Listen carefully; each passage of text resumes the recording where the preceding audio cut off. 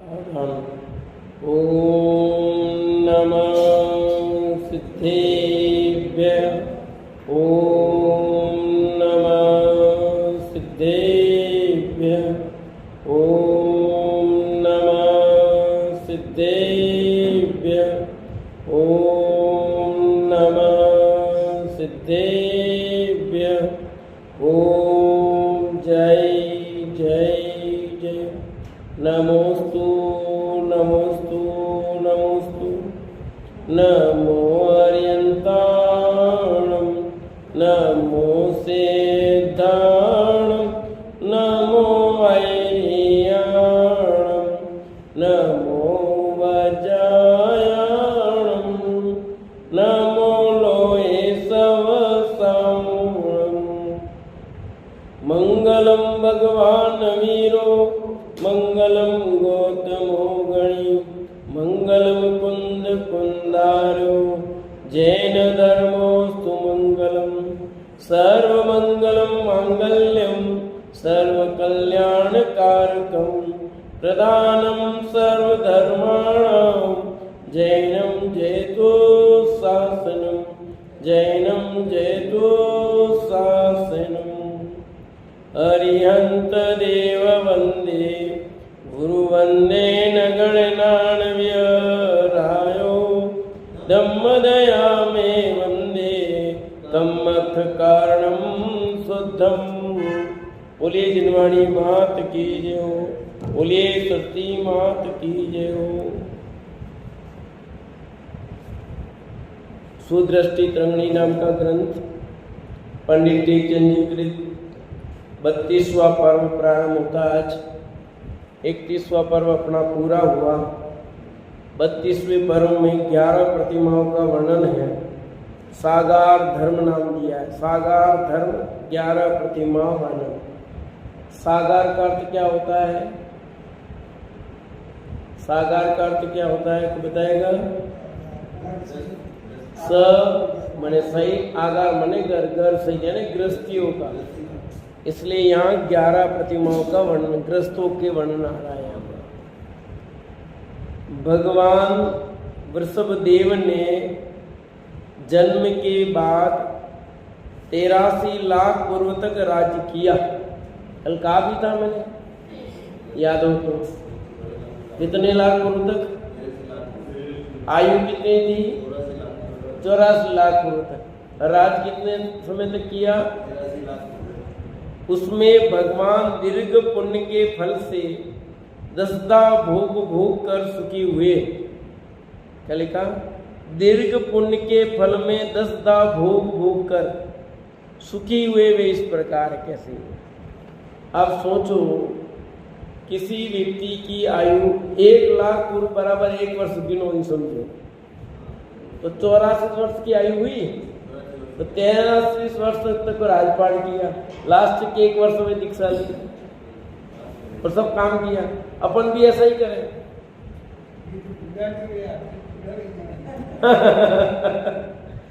अरे उनकी बात आपके दिमाग में सब कचरा पट्टी चलती है तो इससे ही लगता है। उन्होंने भी लास्ट बुढ़ापे में दीक्षा ली थी और वे महापुरुष थे, उनको बुढ़ापा नहीं आता। उनका शरीर ब्रज विश्वनारायण सनन का था, आपका शरीर अलग है। और उन्होंने वृद्धावस्था में दीक्षा नहीं ली। वो 1 लाख पूर्व की आयु जो शेष है वो कम नहीं है। उसमें कितने वर्ष हैं? असंख्यात वर्ष हैं। समझ में आए कि नहीं है? आपके खाली 84 हुए, 1 लाख पूर्व की आयु शेष थी, मतलब असंख्यात वर्ष थे। देखो यहाँ क्या कहते हैं, जो 63 लाख पूर्व तक राज्य किया उसमें भगवान ने दीर्घ पुण्य के फल में 10दा भोग भोग कर सुखी हुए वे इस प्रकार है। पहला, ज्योतिषी देवों की प्रभा को जितने वाले विविध वर्ण के मनोवांछित रत्नों के सुख भोग। क्या होगा? उन्होंने 63 लाख पूर्व की आयु में उन्होंने भोग भोगे। कहते हैं ज्योतिषी देवों की प्रभा को जितने वाले थे, विविध वर्ण के मनवांछित रत्नों का सुख भोगा उन्होंने। यानी सूर्य की किरणें फीकी थी लिखा ना, ज्योतिषी देवों की प्रभा को जितने वाले, यानी ज्योतिषी देव की जो प्रभा है, विमान है सूर्य, ज्योतिषी देवों का विमान है। चंद्रमा क्या है, तारे क्या है, सब देवों के, ज्योतिषी देवों के विमान है। कहते हैं कि वो फीके पड़ते हैं, इसलिए आपने देखा होगा पहला जो काव्य भक्तामर का, उसमें क्या लिखा, भक्तामर प्रणत मूलिमणि प्रभाणा मुद्योतकं दलित पापतमो वितानम सम्यक प्रणम्य जिन पादयुगम युगादा। कि भक्त अमरों के मुक्तों की मणियां किससे प्रकाशित हो रही है? हे आदिनाथ भगवान, ये जो अमर देव है ना सारे, इनके जो मुकुट है ना, वो किससे प्रभावित हो रहे हैं? क्या इनके मुकुट आपके नक्शिक से प्रभावित हो रहे हैं? भक्तामर के पीछे मैंने चित्र यही डाला है, आपने देखा हो तो। आदिनाथ भगवान, उनकी नक्शिक से प्रभा जा रही है, उनके मुकुट प्रकाशित हो रहे हैं। इसलिए लिखा, ज्योतिष देवों की प्रभा को जीतने वाले, यानी उनकी प्रभा है जो ज्योति है वो फीकी पड़ती है, और विविध वर्ण के मन वांछित रत्नों का सुख भोगा इन्होंने। दूसरा, नवनिधि इत्यादि परम संपदा के भोग, 9 प्रकार की निधियां जो हैं बताई थी आपको। तो ये तो चक्रवर्ती के गई थी 9 निधियां, तो इनके कहां से आई? वो तो 14 रत्न नवनिधियां चक्रवर्ती की, इनके भी नवनिधि होती है। नवनिधि इत्यादि परम संपदा के भोग हो गए। तीसरा, मां सती सची के रूप को जितने वाली, आज्ञानुसारी विनय सहित अनेक मनमोहक चेष्टा करने वाली सुंदर रानी के भोग। कितनी रानी थी इनकी? आदिनाथ की 2। वो 2 रानियां कैसी थी? सचिन रानी जैसी हो। मां सती सची के रूप को भी जितने वाली, आज्ञानुसारी विनय सहित अनेक मनमोहक चेष्टा करने वाली सुंदर रानी के भोग भोगा इन्होंने। अनेक संपदाओं से परिपूर्ण नगर, देश संबंधी राज्य का भोग, ये सब भोगा उन्होंने। अनेक महापुरुषों द्वारा वंदनीय देव, विद्याधर, भूमि गोत्री राजाओं सहित हस्ती, घोड़ा, पयादे, 6 प्रकार की सेना, ईश्वर के भोग, ये सब उन्होंने भोगा। 63 लाख पूर्व तक क्या किया वो बता रहे हैं। तो उन्होंने 63 लाख वर्ष तक क्या किया? ये ठाठ धर्म भ्रम कुछ किया लिखा नहीं है, कहीं आया नहीं इतना तक है। ये तो भोग बता रहे। अरे लोगों की दृष्टि से भोग की बात कह रहे हैं, धर्म के बिना तो क्षण भी नहीं रहते भैया। अरे जिसको देख करके जिसके प्रश्नों के समाधान हो जाते हो, समझे, तो वो कितना ज्ञान में होगा। जन्म से ही 3 ज्ञान के धारी थे। कितने? तो उनका प्रभाव क्या होगा अंदर में, ये सोच सकते हो। अरे जो गर्भ में ही सम्यक दृष्टि था, तो जन्म के बाद तो क्या होगी उनकी। इसलिए लिखा, अनेक महापुरुष द्वारा वंदनीय देव, अनेक महापुरुष देव सब जिसकी वंदना करते हैं।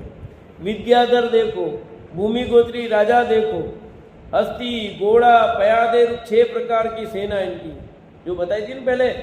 ईश्वर के भोग, मान सुगंधता सहित अनेक रत्नमयी कोमल सैया के भोग। इनकी सैया भी, यानी पलंग कैसा होगा, ये आप जैसा पलंग नहीं, इनका पलंग भी स्पेशल होता है।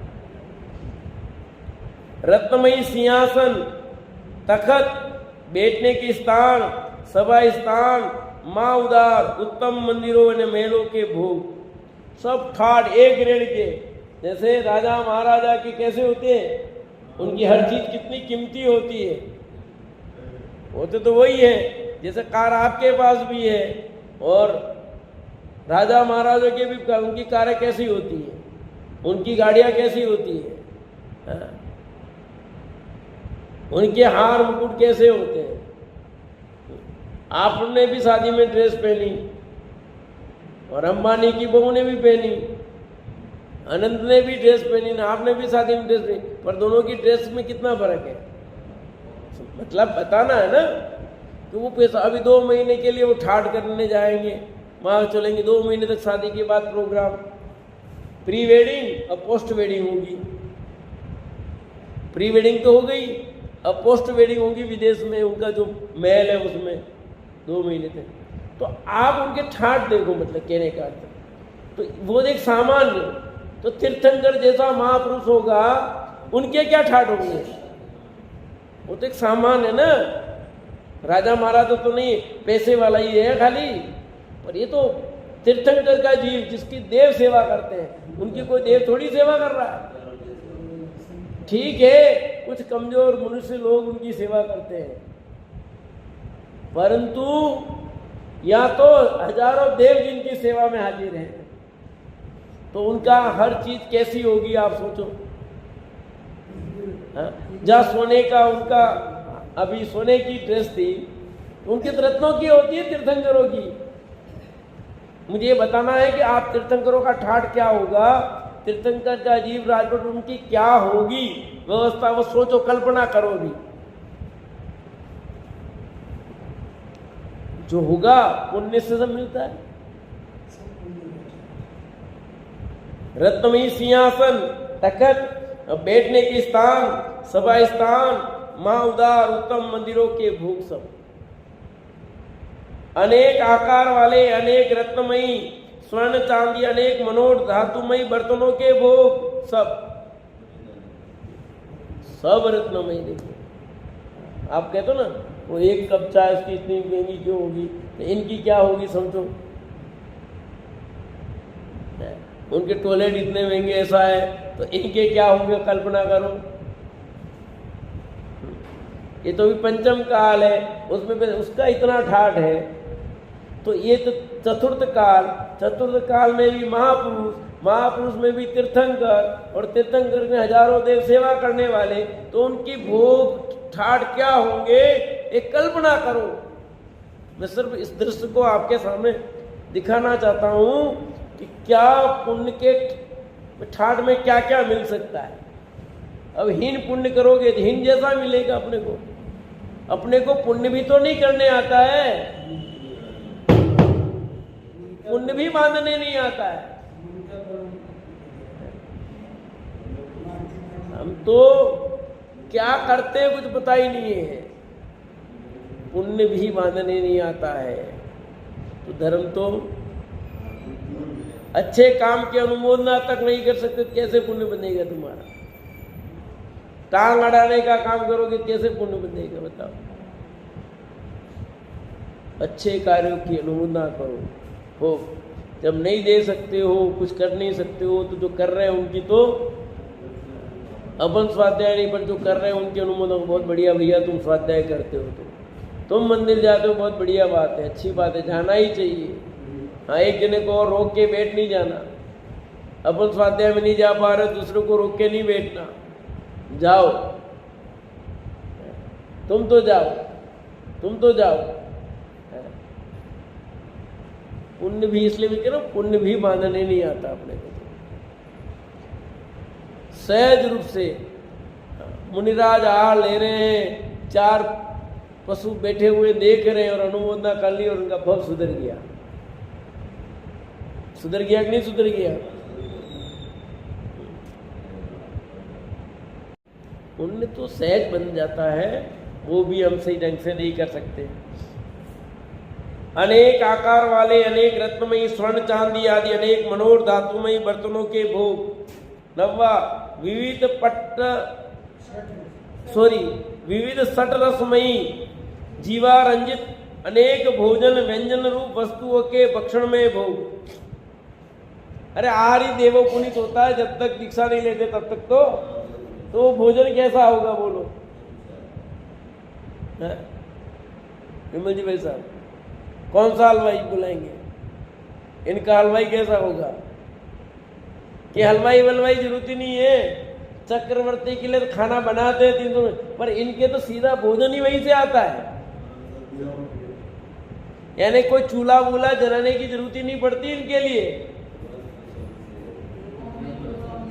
अब देवोपनीत आहार आप भोजन कर सकते हो क्या?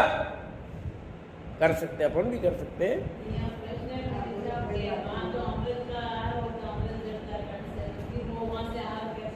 बनाते ना आपके घर, ऐसा नहीं सुना कि खाना कम नहीं पड़ता है, आपका खाना बना है ढंगो, आप चलता रहता कहाँ से आ रहा है आपका खाना?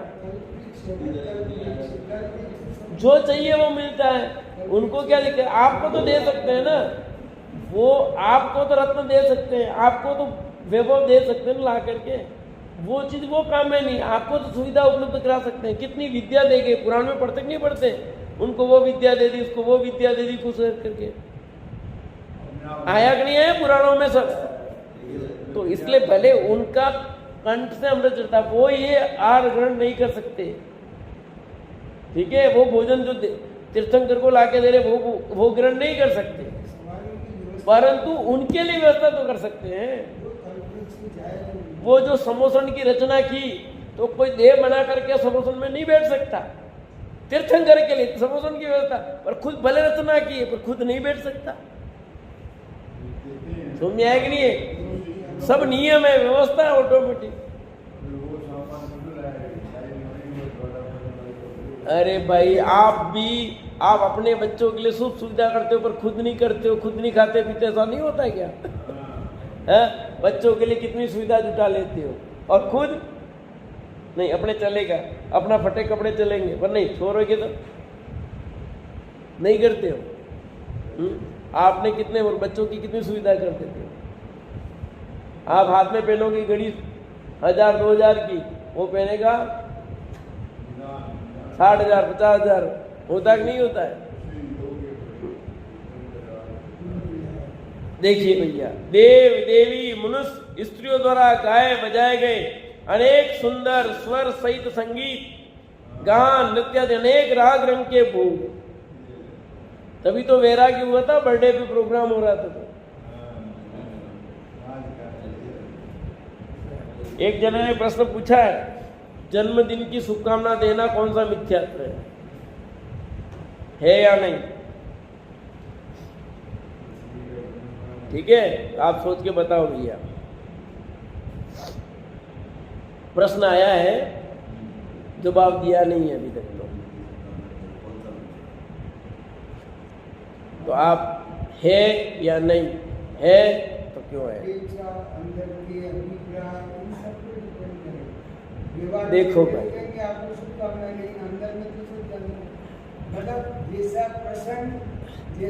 ऐसे सामान्य रूप से भाई किसी को आपने दी तो कोई मिथ्यात्व नहीं होता है, ऐसे कोई मिथ्यात्व ना।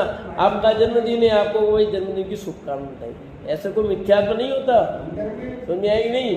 पर अब क्या करें, सबके अलग अलग प्रश्न हैं, अलग अलग उत्तर होते हैं, कभी नहीं होता। हाँ, आपका अभिप्राय क्या है, कोई विशेष हो तो होगा, बाकी नहीं होगा।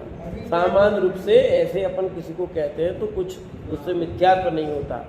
अब आपका अभिप्राय कैसा है फिर उस पर निर्भर करेगा। देव देवी मनुष्य स्त्रियों द्वारा गाए बजाए गए अनेक सुंदर स्वर सहित संगीत, गान, नृत्य, अनेक राग रंग के भोग, ये सब भोगते हैं। अब ये इतना भोग करते हैं।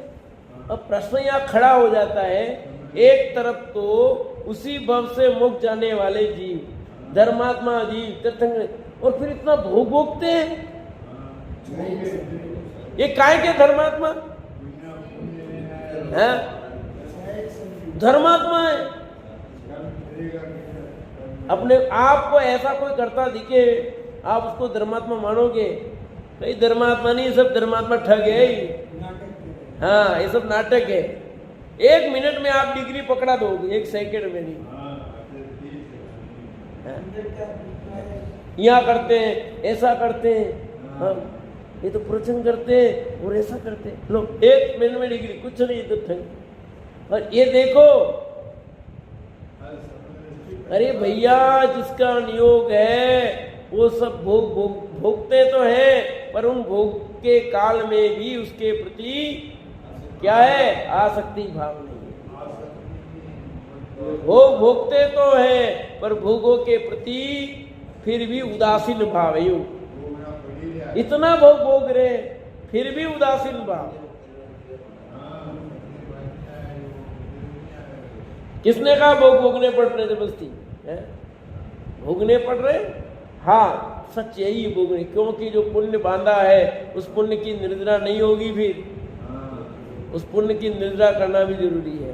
पाप की भी निर्जरा करनी पड़ती है, पुण्य की भी निर्जरा होती है। ये निर्जरा होगी ना, भोगोगे तो निर्जरा हो जाएगी उनकी। ये 10 प्रकार के भोग देवादिदेव वृषभनाथ जिनने अतिशय पुण्य के फल में राज्यावस्था में भोगे, राज्यावस्था में ये 10 प्रकार के भोग भोगे। ये तो ठाट कर रहे हैं, ये मजे कर रहे हैं। ये राजा है कोई, प्रजा दुखी हो रही है, राजा मौज कर रहा है। भैया ऐसा ही लगता है आपको सब।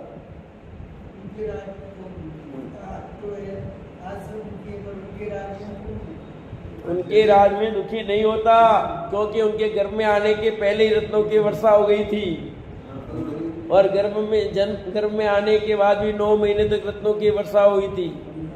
तो आर्थिक रूप से संपन्न हो गए, एक का। दूसरा, रोग महामारी भी नहीं होती। वो तो वहां जब तीर्थंकर पर, इसके पहले भी ऐसी व्यवस्था होती है। यद्यपि वो जो बातें आई है वो समोसरण के समय की आई है, पर ऐसे भी उनका पुण्य तीर्थंकर का ऐसा होता है। तीर्थंकर का जीव तो, तीर्थंकर का उदय तो बाद में आएगा, पर राजपाट के काल में भी ऐसा पुण्य का उदय होता है कि जिसका आम पब्लिक भी उस पुण्य का लाभ लेती है। मतलब पब्लिक भी अपने पुण्य का लाभ लेती है, पर वो राजा का प्रभाव आता ना, निमित्त नैमित्तिक संबंध की अपेक्षा कथन करते हैं यूं, तो उनका भी पुण्य है और प्रभाव राजा का भी कहलाता है। तो उनके राज में कोई जीव दुखी नहीं होते, ऐसा स्वतः व्यवस्था होती है। तो उन जीवों का भी पुण्य का उदय है, उनके बिना पुण्य के उदय उनको भी नहीं मिला। और निमित्त नैमित्तिक संबंध राजा का ऐसा होना, ऐसा जब राजा होगा तो कैसे प्रजा दुखी होगी, इस प्रकार की बात कही जाती है। अब पुण्यवान को परखने के लिए सहज 6 गुण बताते हैं। 6 गुण किसके, कौन पुण्यवान है? स्वयं जगत के समस्त देव मनुष्यों द्वारा पूजनीय पद का धारक, सबसे बड़ा होने पर भी अपने बड़प्पन का मान नहीं करना महापुण्य का फल है। पहली बात क्या कहा जी समझ में आया? बिल्कुल सीधी बात कही है, पकड़ी विमल जी, है किताब, पढ़ो क्या लिखा।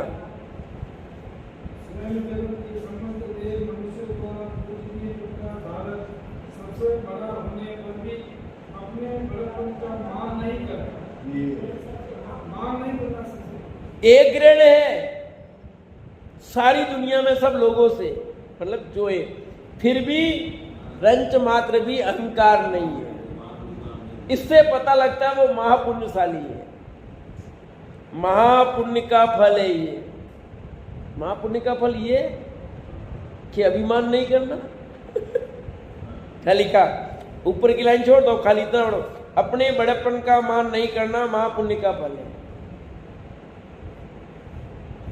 ये महापुण्य का फल है कि वो महापुण्यशाली जीव है। इससे पता लगता है कि वो अहंकार नहीं करता। इतना वैभव है फिर भी अहंकार नहीं करता, और अपने पास है तो थोड़ा सा, और अभिमान कितना है, हा? कितना अभिमान करते हैं।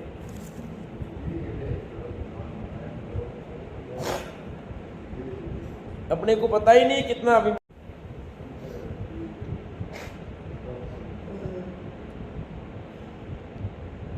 हीन पुण्यवान लोक में अल्प सा आदर सत्कार प्राप्त होने पर ही मान करने लगता है, परंतु महापुण्यवान बहुत सत्कार प्राप्त होने पर भी मान नहीं करता। आगे क्लियर बात कि हीन पुण्यवान लोक में अल्प सा आदर सत्कार प्राप्त होने पर भी मान नहीं, थोड़ा सा सत्कार मान सम्मान क्या मिल जाए फूले नहीं समाते हैं, कितना अहंकार। और यहाँ इतना तब भी किसी प्रकार का अहंकार नहीं। दूसरा, हीन पुण्य अल्पसा सत्य बोलकर भी मान करता है, कहता है कि हमारे समान सत्यवादी अन्य कोई नहीं है। पुण्यवान का सहज ही सत्य बोलने का स्वभाव होने से वह पुण्यवान सत्य बोलकर भी मान नहीं करता है। आया समझ में? क्या कहा? पढ़, क्या लिखा?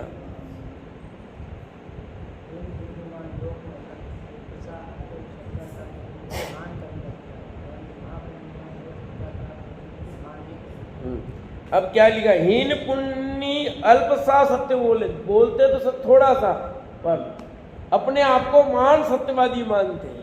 मैं तो झूठ बोलता ही नहीं, मैं तो झूठ बोलता ही नहीं, मैं तो झूठ बोलता ही नहीं, मैं झूठ बोलती नहीं, इतना। और पक्का झूठ बोलते हैं, फिर भी क्या कहते हैं? मैं तो कभी झूठ बोलती नहीं, मैं तो कभी झूठ बोलती नहीं, मैं तो कभी झूठ बोलती नहीं। उसका मान कर रहे हैं,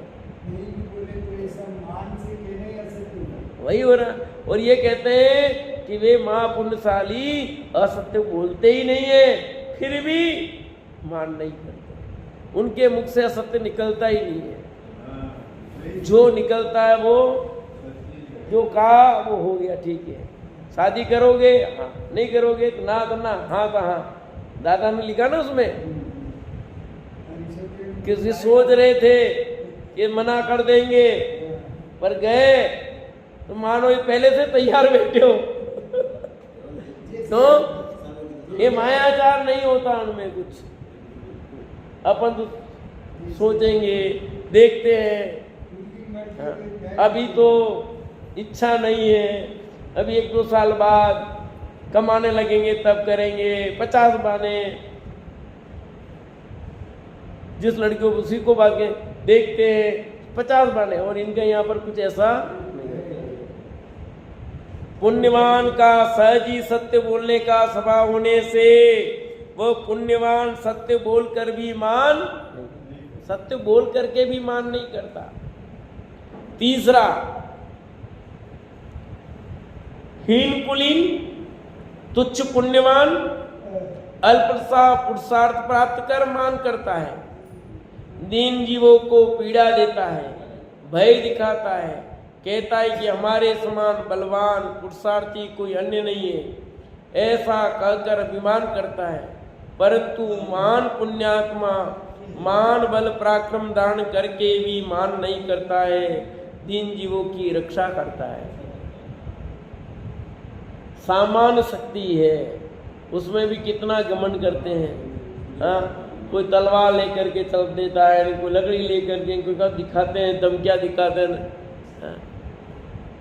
हीन कुलीन लोग तुच्छ पुण्यवान, 2 शब्द प्रयोग हुए, कुल से भी हीन और पुण्य से भी हीन, और अल्प पुरुषार्थ कर दिया उसमें भी मान करता है कि मैंने ये कर दिया, मैंने ये बना दिया, मैंने ये कर दिया, हाँ मेरे जैसा कोई नहीं, मैंने महल खड़ा कर दिया, मैंने ये कर दिया। कुछ किया जाए नहीं। दीन जीवों को पीड़ा देता है, जो गरीब लोग हैं, कमजोर जीव हैं, उनको परेशान करता है, भय डर दिखाता है। क्या कर रहे हैं आतंकवादी? हाँ, एक गैंग बनी ना, गैंगे आतंकवादी पर गैंगे बन गई, और क्या दिखाते हैं? डर दिखाते हैं, पैसा ले जाते हैं व्यापारियों से, ले जाते हैं ना, ले जाते हैं, और पैसा नहीं दे वसूली करने के लिए उन्हीं को बेचते हैं। ऐसा ही करते हैं, वो थोड़ा सा डर दिखा के वसूल कर लेते हैं, और कहते हैं हीन पुण्यधारी है। कहता है कि हमारे समान बलवान पुरुषार्थी कोई अन्य नहीं है, ऐसा कहकर अभिमान करता है। परंतु मान पुण्यात्मा मान बल पराक्रम धारण करके भी मान नहीं करता, मान नहीं करते। कितना ही पराक्रम धारण कर लिया, एक उंगली खाली ऊंची नहीं कर पाया, अर्धचक्री सामान्य व्यक्ति नहीं, अर्धचक्री भी तीर्थंकर के जीव की एक उंगली भी मोड़ नहीं सके। और अर्धचक्री अकेला नहीं, उसकी सारी सेना लग गई, मिल करके भी एक उंगली को थोड़ा सा यूं नीचे झुका नहीं पाए। बोलो तो कितनी ताकत है, समझो आप।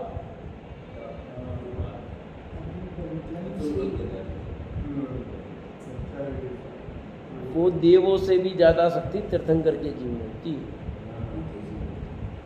वेंतर जीव की ताकत इतनी है कि वो पूरी पृथ्वी को उलट दे। वेंतर की ताकत ही है क्या? उस वेंतर की ताकत इतनी है, वेंतर देव की ताकत, तो उन वेंतरों से भी ज्यादा शक्तिशाली दूसरे देव। तो ये तो वैमानिक देवों से भी अधिक शक्तिशाली है। सोधर्म इंद्र की ताकत से भी ज्यादा शक्तिशाली तीर्थंकर का जीव होता है। आया समझ में? अब आप क्या मुकाबला करोगे? ये शरीर की बात बताइए। आत्मा तो अनंत बल का धनी है ही, पर शरीर की भी शक्ति कैसी हो जाती है उनकी। उंगली को नहीं मोड़ पा रहे हैं। अर्धचक्री है वो, जिसकी भी हजारों देव सेवा करते हैं। वो सब मिल करके भी एक तीर्थंकर के जीव की उंगली नहीं मोड़ पाए। तो उनके शरीर की ताकत, इसलिए लिखा, क्या लिखा? महान बल पराक्रम धारण करके भी मान नहीं करते। कोई मान नहीं किया। अब वो कह रहा भाई लड़ाई तो तुम देख लो ना, मेरे को क्या लड़ना है यार। तुम सोच रहे हो मैं राजपाट करूंगा, इसके लिए ऐसा किया, मुझे नहीं करना, मेरे इतने से ताकत तो समझिए ना। तब भी कृष्ण जी ने उपाय किया। इतना बड़ा ताकतवर आदमी है, अपन तो ढंग से राजपाट कर नहीं पाएंगे। इनको जैसे तैसे मुक्ति मार्ग में लगा दो और अपन अपना शांति से राजपाट करे भाई। दीन जीवों की रक्षा करता है। चौथा, हीन पुण्यवान महारौद्र परिणामी, अंतरंग में महानिर्दय भाव युक्त होने पर भी बाह्य में लोगों को दिखाने के लिए दान देकर दया कर मान करता है। कहता है कि हम दयावान हैं। इससे विपरीत दीर्घ पुण्य के धारक, सहज ही कोमल चित्त के धारक मान दया भाव करके भी मान नहीं करता है। आया?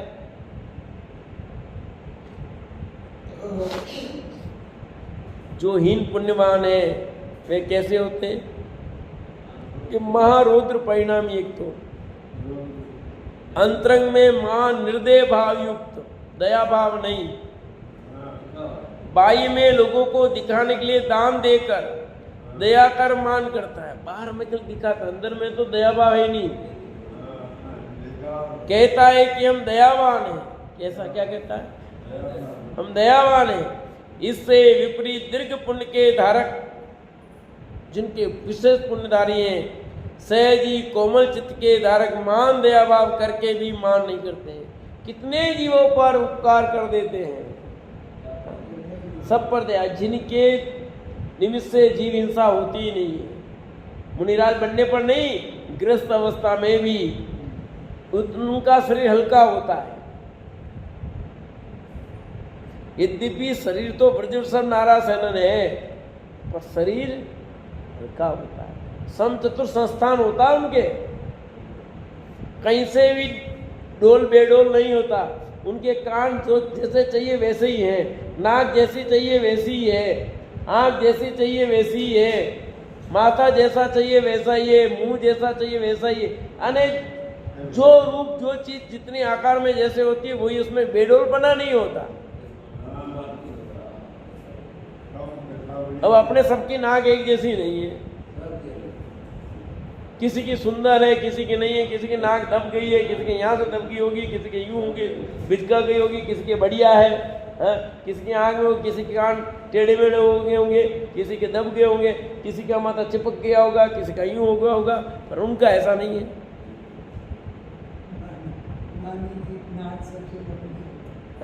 नासाग्र दृष्टि उनकी जब बनते भगवान तब होती है। यहाँ तो उनका स्वरूप ही समचतुर संस्थान, और फिर भी अहंकार नहीं, न बल का करते, न रूप का करते, न किसी का नहीं करते। अल्प पुण्य धारक अल्प दान देकर भी हमारे समान दाता ने नहीं, ऐसा कहकर मान करता है। सहज ही उदार चित्त वाला दयावान महापुण्यात्मा विशाल दान करके भी मान नहीं करता है। जो अल्प पुण्य धारक हैं, थोड़ा सा दान करते हैं, फिर भी भाई नाम नहीं बोला हमारा, हम नहीं देंगे पैसा। हमारा नाम ही नहीं बोला तो हम पैसा क्यों देंगे? हमारा नाम ही नहीं लिखा तो क्यों देंगे पैसा? ये मंदिर है जिसमें किसी के भी दानदाता का नाम नहीं लिखा, कहीं भी किसी का नाम नहीं लिखा दानदाता का, किसी भी दीवार पर किसी पाटे पर कहीं नाम नहीं लिखा अपन ने, एक भी नाम किसी भी जगह नहीं लिखा है। ये आया था एक जगह, तो मैंने कहा देखो हमने अभी तक कहीं किसी का लिखा नहीं है, आप चाहो तो पहले लिख देंगे, पर हमारा सिस्टम तो एक, हम अभी तक हमने सिस्टम चालू नहीं किया है कि भाई कहीं भी किसने दिया तो उसका नाम लिखे, इसके ऊपर लिख दो, नहीं किया है। फिर भी आप चाहोगे तो लिख देंगे, बाकी लिखा नहीं है हमने। तो फिर उन्होंने कहा नहीं लिखना हमारा, उनसे कि नहीं फिर हमारा नहीं लिखना है, उन्होंने कह दिया फिर नहीं लिखना। मैंने कहा आपको देखो अपना प्रस्ताव तो ऐसा ही है, उन्होंने कहा नहीं किसी के लिखते नहीं लिखना, हमारा भी बहुत अच्छी है चीज़, ठीक है ना। तो बस सहज है, अपन दिए थे थोड़ा, क्या लिखना क्या करना।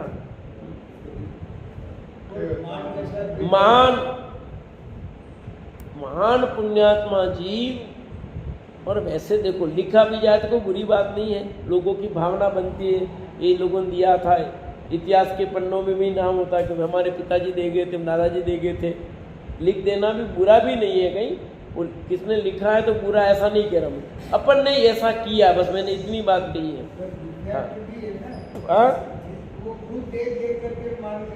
हाँ, अपन तो बस इतनी सी बात अपना है, कहीं किसने सब जगह नाम लिखे हैं तो उन्होंने गलत किया, ऐसा नहीं, ऐसा भाव नहीं अपना भाई। हाँ, कोई उल्टा नहीं ले ले, क्योंकि बात कही जा रही है, सब जगह सुनते भी हैं, और उस बात को कोई उल्टा ले ले तो महंगा पड़ जाए ना। अपना भाव ऐसा नहीं लिखा है, कहीं लिखाया गया तो गलत, ऐसा नहीं, पर अपने भाव लिखे तो ही देंगे, ऐसा नहीं होना चाहिए।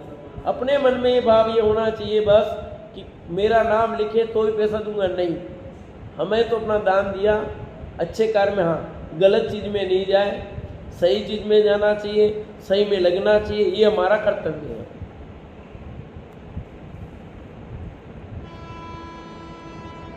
सहज ही उदार चित्त वाला दयावान महापुण्यात्मा विशाल दान करके भी मान नहीं करते। कहीं आया क्या किसी तीर्थंकर ने दान किया? कहीं लिखा है आया कोई तीर्थंकर का जीव ने कहीं दान किया, ऐसा आया कहीं लिखा हुआ?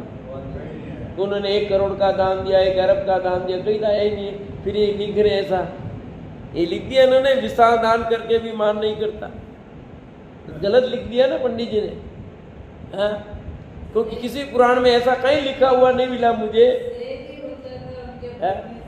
कि ऋषभ देव ने वहां पर इतने अरबों रुपए का दान दिया था, इन्होंने वहां पर इतने दिया था, कहीं आया क्या?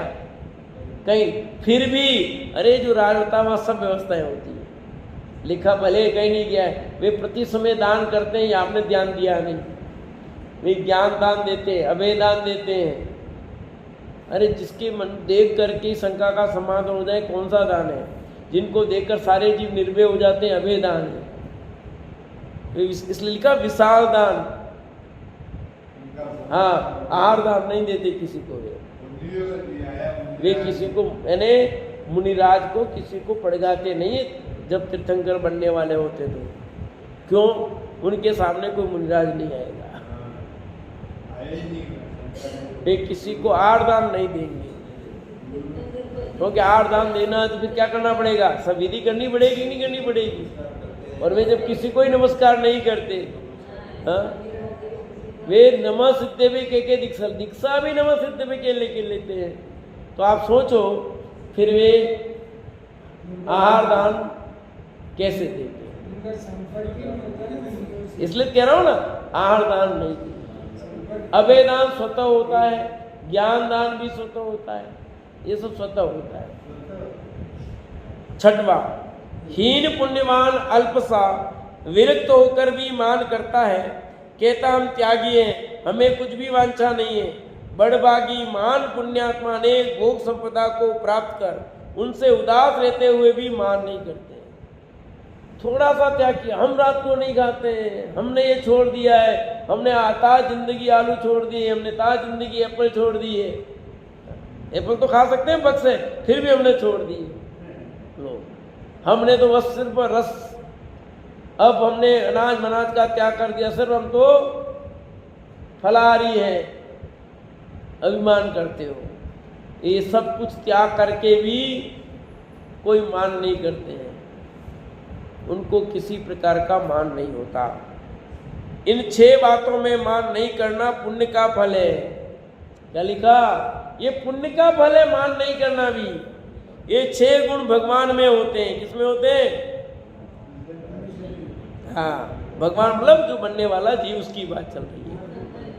राज्य अवस्था में भगवान इंद्र द्वारा लाए गए विविध रत्नमयी अनेक आभूषणों को अलंकृत कर आभूषणों को शोभा देते थे।